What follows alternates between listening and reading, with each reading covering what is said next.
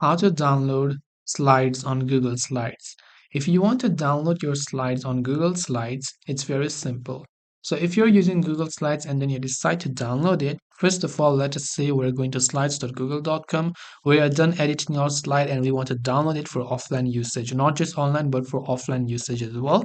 It is absolutely possible to do that. And for that, all we have to do is basically from the very top left, you can see the option called File. So simply go to the File menu, and there you can see the option called Download. So when you hover your mouse over Download, you'll also find other drop-down menu.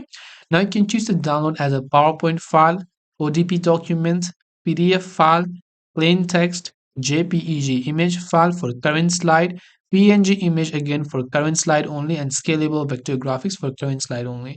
But if you want to download the whole presentation, you can download in a PDF format or in Microsoft PowerPoint format if you want to make it editable. And if you only want to just present without downloading, you can hit the drop down arrow from the top right and click on Start from Beginning to be able to present, just like this by navigating with the arrow key.